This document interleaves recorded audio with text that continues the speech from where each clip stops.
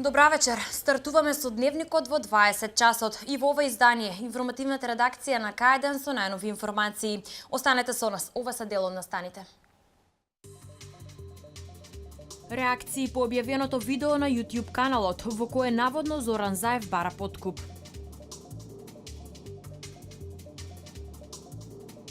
Во понеделник ВМРО ДПМН организира голем семакедонски собир во Скопје.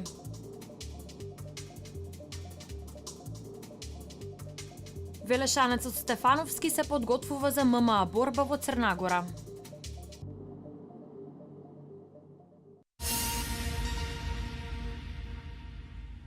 Во клубот на претеници се одржа лидерска средба помеѓу лидерите на најзначајните политички партии. Заеднички став на сите лидери е тоа дека се согласуваат да продолжат со политичкиот диалог и да ја осудат секоја форма на насилство. Заврши лидерската средба помеѓу премиерот Никола Груевски, лидерот на СДСМ Зоран Заев, председателот на ДУИ Али Ахмети и председателот на ДПА Мендух Тачи. Заеднички став на сите лидери е тоа дека се согласуваат да продолжат со политичкиот диалог и да осудат секоја форма на насилство. По средбата која што се одржа во клубот на пратеници, лидерите и представниците од партиите дадоа кратки изјави. Премиерот Никола Груевски изјави дека разговорите ќе продолжат во понеделник во 13 часот и 30 минути. Председателот на СДСМ пак Заев рече дека основна цел на неговата партија е враќање на демократијата во Македонија. Во заеднички изјава на ДУИ и на ДПА се нагласува дека го поздравуваат почетокот на диалогот за надменување на политичката состојба во Македонија со присуство на меѓународната заедница.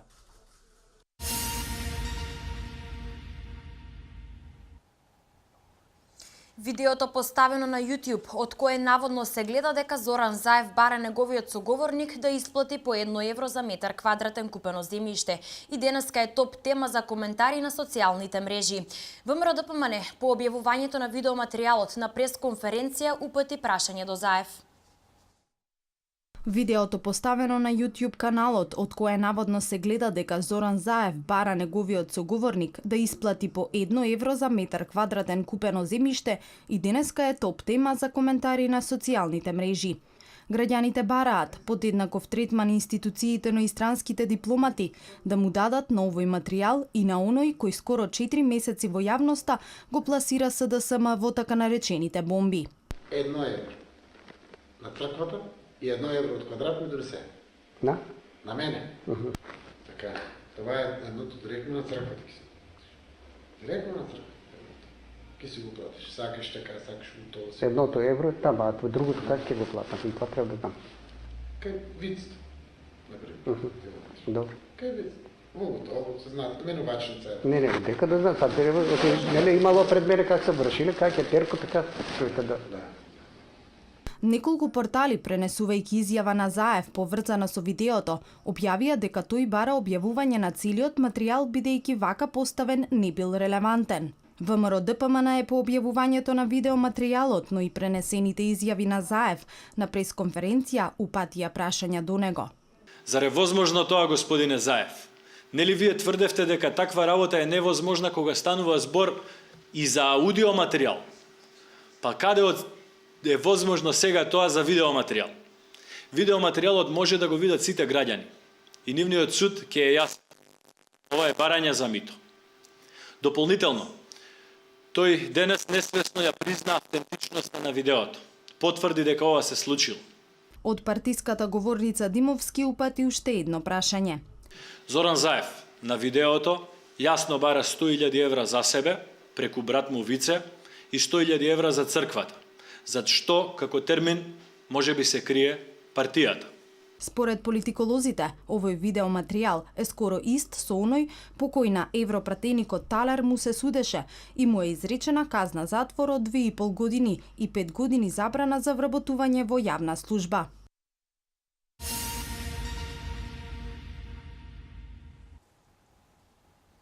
Министерството за внатрешни работи поднесе кривични пријави кон 18 лица, кои на насилен начин повредија 38 полициски службеници во протестите од минатата недела. Посебна кривична пријава се очекува за лицето кое го симнува македонското државно знаме од јарболот пред владата на Република Македонија.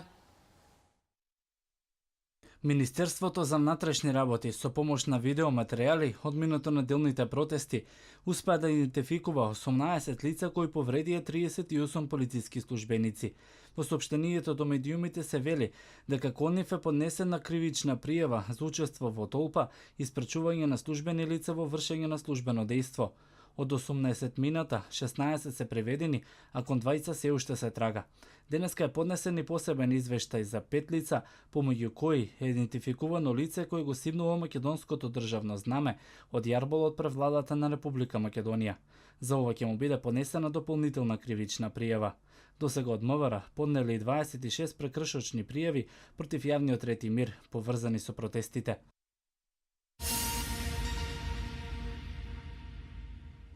Објавен е огласот за субвенционирање на руралната инфраструктура. Владата и оваа година ќе инвестира во селски патишта, мостови и други јавни потреби. До 15 јуни општините можат да поднесуваат барања за изградба на локални патишта, мостови, водопади до биточни пазари, за младински и домови на културата.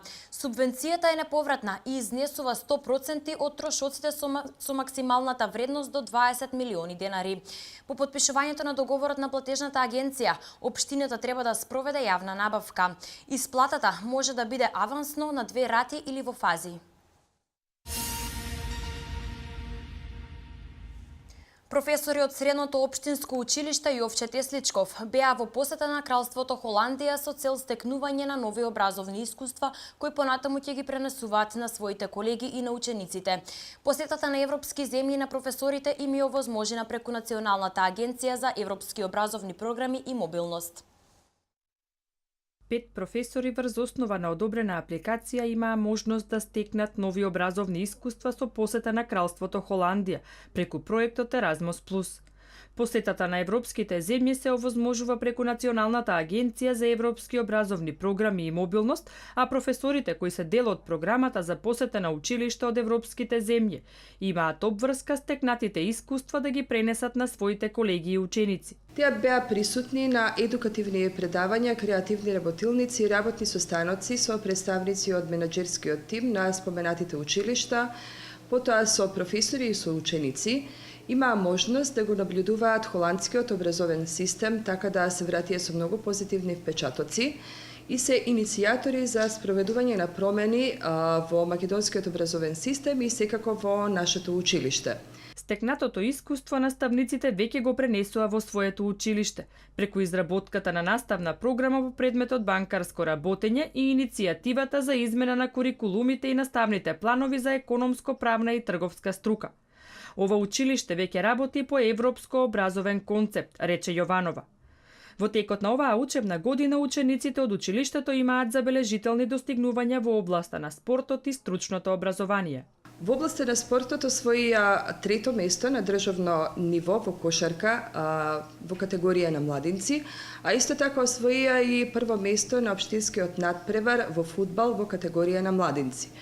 Што се однесува до постигнувањето во економско-правна и трговска струка, на образовното рандеву Масум има забележителни постигнувања, освојувајќи го 1-то место во категорија подготвен говор за јавно говорење. Потоа освоивме 1-во место за најдобра фотографија, 2-ро место за најдобар штанд на училиште и 3-то место за најдобра веб страна на училиште. Во Средното општинско училиште Јовче Тесличков во тек се уписите за новата учебна година. Полагањето на првиот уписан рок е на 22 јуни.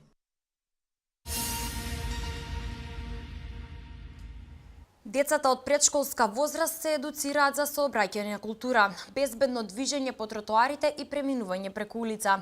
Заедно со полициските службеници, најмладите им делеа флаери на возачите и случајните минувачи, за и тие да се потсетат на основните сообраќајни правила.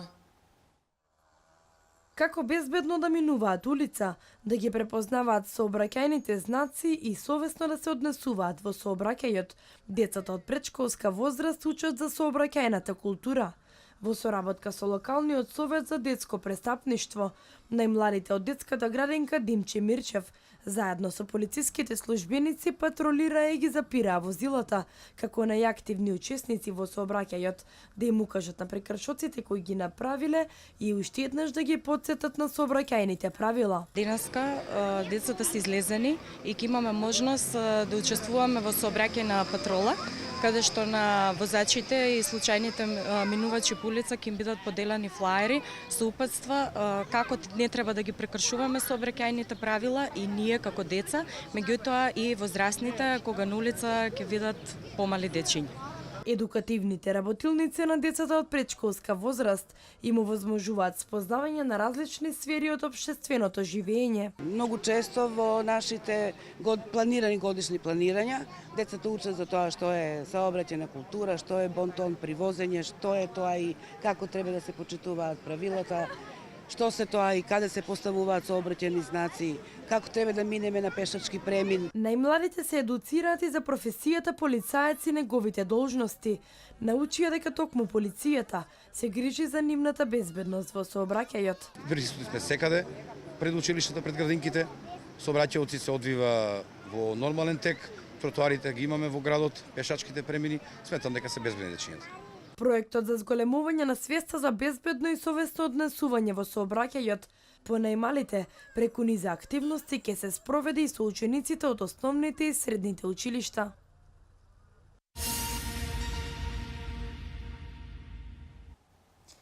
Денеска попладне во близина на градската депонија на автопатот Велес-Штип се судриле товарно моторно возило и патнички автомобил.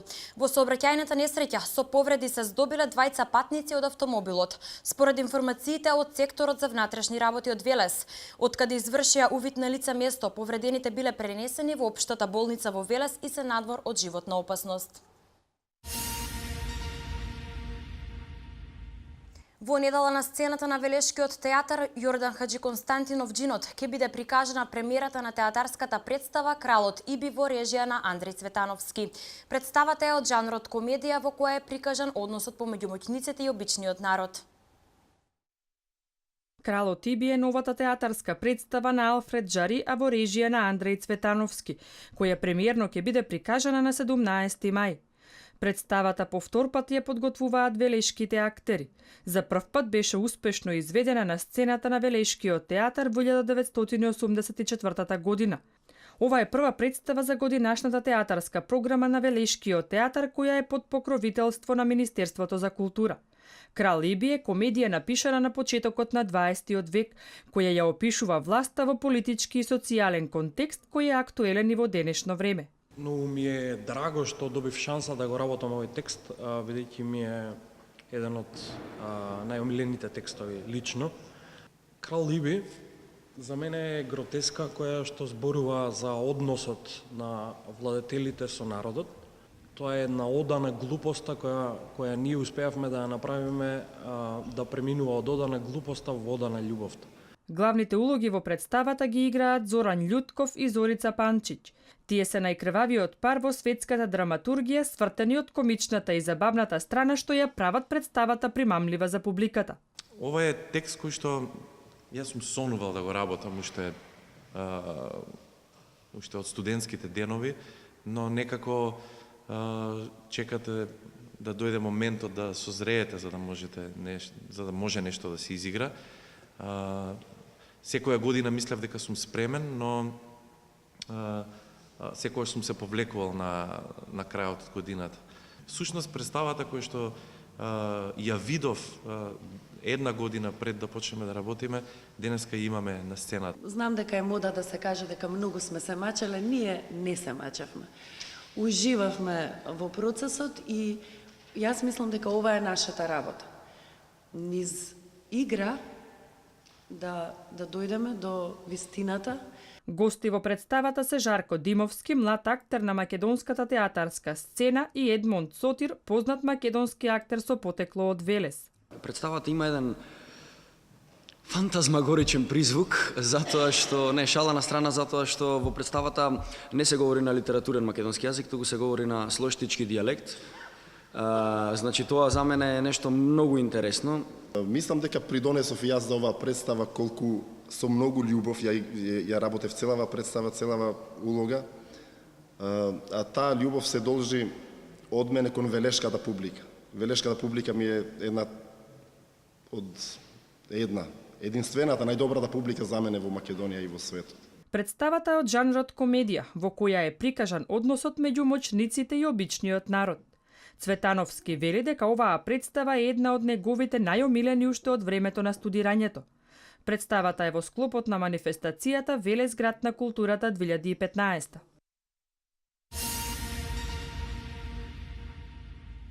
Покрај премиерата во недела, во разговорот кој колегата Бојан Нанев го водеше со директорот на театарот Јордан Хаджи Константинов Джинот, во дневникот во 16:30 најавени беа повеќе нови гостувања во новата театарска зграда за престојниот период.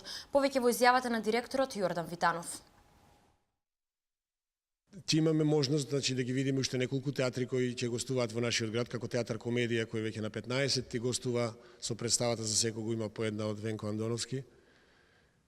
Театарот 007 е еден алтернативен театар со една многу убава представа во која игра нашиот колега Фајк Мефаиловски, Ќелавата пеачка од Ежен Јонеско на малата сцена. Ја препорачувам ексклузивна представа.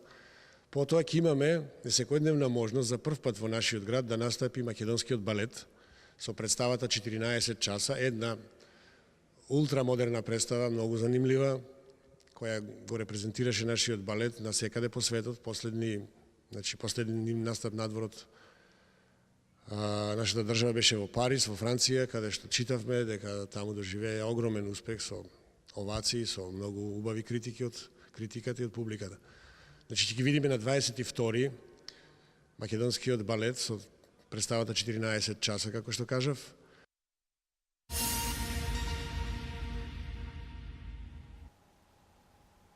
Борец Тим е новиот пинг-понг клуб во Велес, како член на Македонската пинг-понгарска федерација. Клубот од септември ќе се надпреварува во втората пинг-понгарска лига. Во негова организација во недела ќе се одржи четвртото градско првенство во пинг-понг. Право на учество имаат сите граѓани без старосно ограничување. Велес доби нов пинг-понг клуб. Борец Тим е формиран од група ентузијасти кон овој спорт, кои ја препознаваат заинтересираноста на велешани за пинг-понгот по неколкуте турнири кои беа организирани во изминатиот период. Клубот е отворен за сите кои сакаат професионално да се занимаваат со овој спорт. Амбициите на играчите се клубот да прерасне во тим кој ќе има успеси на надпреварување во, но и надвор од Македонија. Пред некој период е полноправен член на Пинг-понгарската федерација на Македонија, а во следниот период ќе биде член на Агенцијата на млади и спорт, со тоа што ќе биде овозможено од септември, од следната сезона, Борец Тим да се надпреварува во втората Пинг-понгарска лига на Република Македонија. Играчите неуморно тренираат секој работен ден во вечерните часови, со цел побрзо да го издигнат и промовираат ново формираниот тим. Најмладиот член на клубот има само 9 години, а најстариот 61. Доаѓаат многу млади, но и повозрасни лица, кои што се интересираат и тренираат и секако некои од нив ќе учествуваат и во надпреварите од втората лига во пинг-понгот, а исто така и Борец Тим ќе учествува и на сите официјални државни турнири во пинг-понг и со тоа ќе го промовираме и градот Велес. Спортистите активно тренираат и се спремаат за четвртото градско првенство во пинг-понг, кој ќе се одржи в недела во спортската сала Гемиџи со почеток од 10 часот. На турнирот ќе учествува и Методија Божаровски, пионерски шампион во пинг-понг на Република Македонија.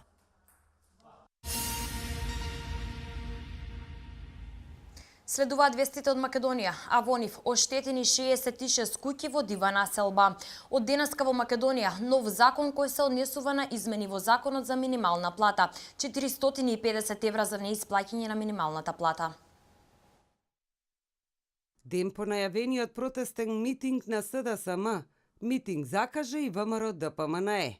ВМРО ДПМНЕ заедно со македонскиот народ ќе излезе на голем народен митинг за поддршка на стабилна и силна Македонија, истакна Никола Тодоров, член на извршниот комитет на ВМРО ДПМНЕ на денешната пресконференција. Митингот ќе се одржи на 18 мај понеделник во Скопје. Овој митинг ќе биде мирен, достоинствен и плод на разумот на секој наш граѓанин. Тодоров истакна дека партијата нема да дозволи заради личен или партиски интерес државата да биде втурната во правец кој ќе биде на штета на секој еден граѓанин на Македонија. Граѓаните на Македонија ќе излезат на улиците на Скопје за да покажат дека се борат за почитување на правото на глас, за почитување на изборната волја, за отварање на нови работни места. Граѓаните на Македонија ќе покажат дека се борат за новите фабрики и за автопати. Граѓаните на Македонија ќе излезат за да дадат поддршка за безбедносните сили, за зачувување на државните приоритети и интереси. Граѓаните на Македонија ќе се борат за земјоделците, младите, пензионерите, работниците и сите други. Тодоров ги повика сите граѓани мирно и достоинствено да излезат во понеделник во 20 часот и да дадат поддршка на силна и стабилна Македонија. Ова е нашата демократска битка, битка за почит кон нашите предци и битка за иднината на следните поколенија, порача Тодоров.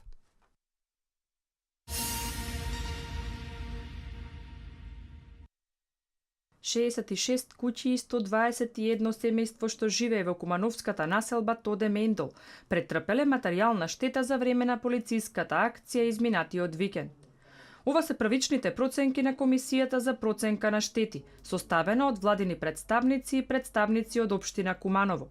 Станува збор за првичен список кој е проследен до владата и до општината. Врз основа на утврдениот првичен список, општина Куманово ги додели унифицираните 125 пакети со храна и хигиенски производи до представниците на местната заедница Тоде Мендол, кои пак треба да им ги поделат на жителите од засегнатото подрачје. Проценката на оштетените објекти и имотот на жителите во засегнатото подрачје продолжува и во наредните денови.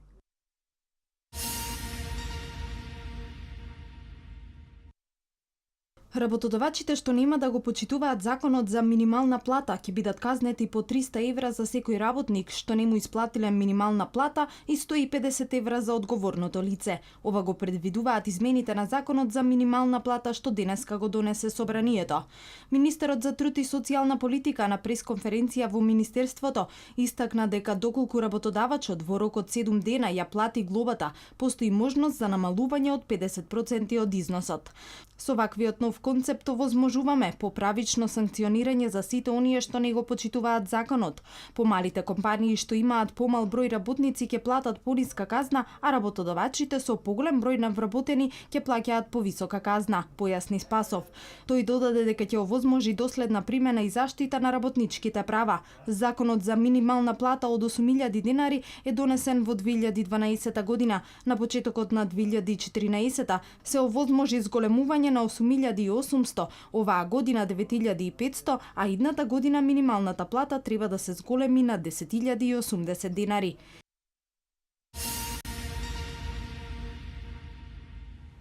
А од вестите од светот, 5 мина загинати и 6 мина ранети во напад врз хотел во Кабул. Ослободени 54 заложници. Најмалку 72 жртви во пожарот во фабриката за обувки во Филипини. Русија со поддршка за Србија. 5 лица, вклучувајќи и тројца странци, се убиени при напад врз хотелот Парк Палас во афганистанската престолнина Кабул. 6 лица се ранети, а 54 заложници се спасени. Во нападот учествувале најмалку 5 мина нападјачи, меѓу ранетите има тројца вработени во хотелот Парк Палас, 2 странци и 1 војник. Според британските медиуми што се повикуваат на дипломатски извори, меѓу загинатите има 1 американец и 2 индици. За сега не се познати деталите за идентитетот на жртвите. Шефот на кабулската полиција, генерал Абдул Рахман Рахими, информира дека нападот почнал во 8 часот и 30 минути по локално време. Нападјачите отвориле оган во ресторанот на хотел Парк Палас, каде некои од гостите биле присутни за престојниот концерт, а други вечерале. Афганистанските специјални служби изведоа 5-часовна операција на спасување на заложниците. Шефот на полицијата додаде дека полицијата убила најмалку 1 нападјач, но не даде други детали. За сега никој не ја презеде одговорноста за нападот. Талибанците ги засилија нападите откако прогласија пролетна офанзива по повлекувањето на повеќето странски војници од оваа земја.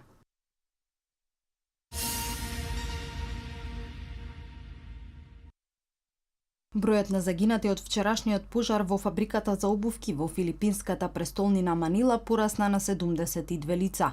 Како што соопштија локалните власти, спасувачките екипи од подурнатините на адвокатната зграда во предградието на Валенсуела утринава извадија уште десетици тела откако синоќа ја прекинаа потрагата поради безбедносни причини. Пожарот избувна вчера попладне по експлозија предизвикана од искри во контејнер со хемикалии, користен за правење на обувки, така наречени јапонки.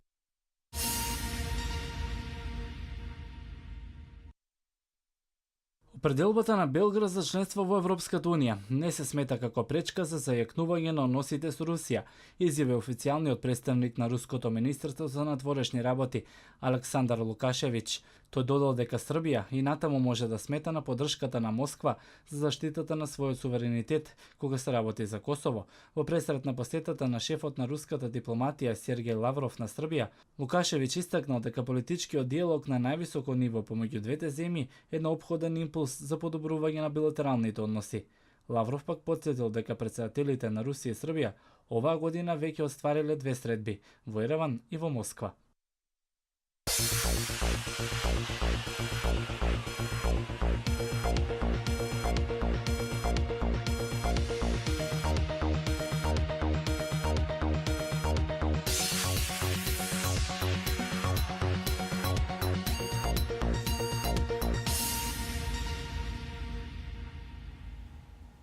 Велешанецот Дејан Стефановски се подготвува за ММА борба во Црна Македонските клубови со највисок ранкинг во ЕКФ.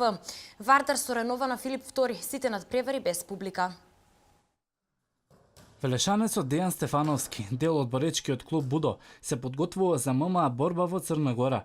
Велешанецот ќе има борба во Кафес, со како што вели еден од најдобрите српски борачи Александар Јанковиќ. Ова е само втора професионална борба за Стефановски, која во недела ќе се одржи во Никшик, Црна Гора. Имаше борба во Велес, кој што се бореа моите спаринг партнери Јандов и Дејан Треговски.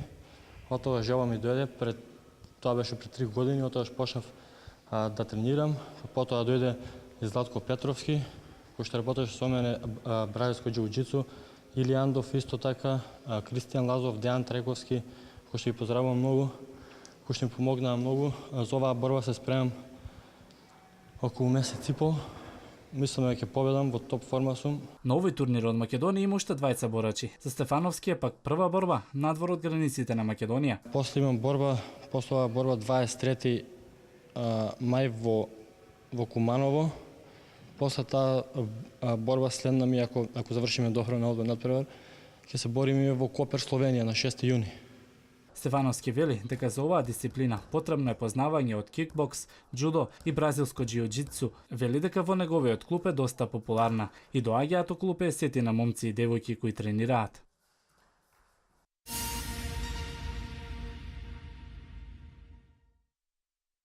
Според клубската ранглиста на ЕХФ ќе се врши поделба на местата во европските купови за наредната сезона, што е особено важно за мажите во новиот формат на Лигата на шампионите. На најновата клубска ранглиста на Европската федерација, македонските клубови имаат највисок ранкинг досега. Машките клубови се на 8-то место, додека во женска конкуренција сме на 14-тата позиција. Фактот дека мажите се на досега највисокото 8-мо место со 36,40 бода е заслуга што им се препишува на Вардар и на Металург за одличните настапи во Лигата на шампионите во изминатите 3 сезони, кои влегуваат во будување за ранглистата, не сметајќи ја последната сезона 2014-2015 година. Во женска конкуренција пак Македонија беше на 16-тото место, но скокна за 2 позиции со 27,75 бода, благодарение на ЖРК Вардар, кој лани беше дел од Final Four турнирот во највисокото европско клубско надпреварување.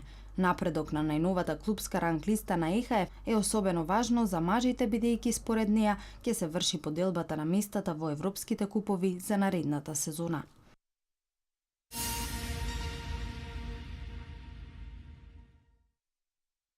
Сите надпревари од 31-то коло во првата македонска фудбалска лига и 26-то коло од втората лига на препорака на Министерството за внатрешни работи на Република Македонија поради безбедносни причини ќе се играат без присуство на навивачи во закажаните термини на 16 и 18 мај.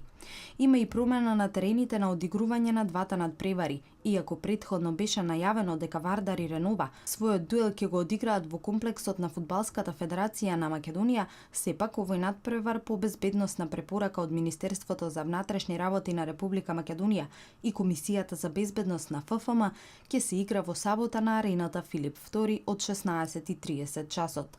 Надпреварот Работнички Шкендија пак ќе се игра на спортскиот комплекс на ФФМ во истиот термин.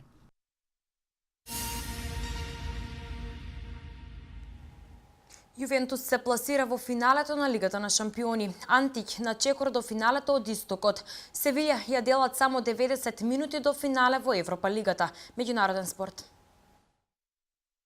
Италијанскиот шампион Јувентус успеа да се пласира во финалето на Лигата на шампионите, откако синоќа одигра 1:1 на гостувањето кај европскиот шампион Реал Мадрид и со вкупни 3:2 во полуфиналето го елиминираше противникот.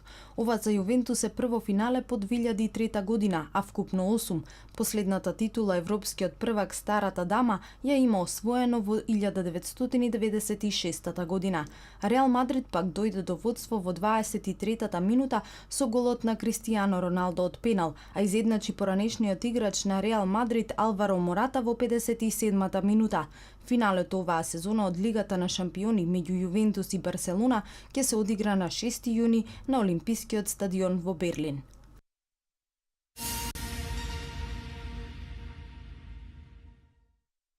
Pero Антич е на добар пат да заигра во големото финале од источната конференција, откако Атланта Хоукс вчера славеше со 82-81 над Вашингтон и поведе со 3:2 во победи во оваа интересна плейоф серија.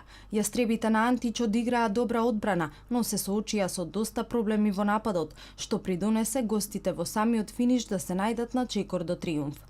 Хорфорд беше главната личност на овој меч со дабл-дабл од 23 поени и 11 скокови. Тик и Милсап дадоа по 14 за Атланта, додека Антич го заврши мечот со 4 поени. Водство од 3:2 во победи имаше и Голден Стейт во серијата против Мемфис, откако воините рано утрово славеа убедливо на домашен терен со 98:78. Томпсон со 21 и Кари со 18 поени беа најефикасни во редовите на Голден Стейт во овој триумф, додека најпрецизен кај Мемфис беше Марк Гасол со 18 поени.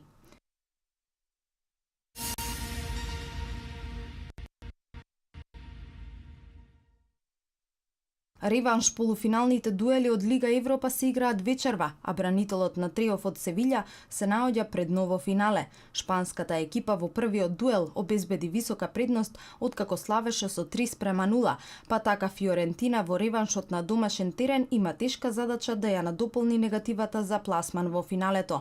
На вториот дуел меѓу Днипро и Наполи се очекува поголема борба откако првиот дуел пред 7 дена во Неапол заврши без победник 1:1. Почетокот на двата дуела се закажани во 21 часот и 5 минути. Финалето се игра на 27 мај во Варшава.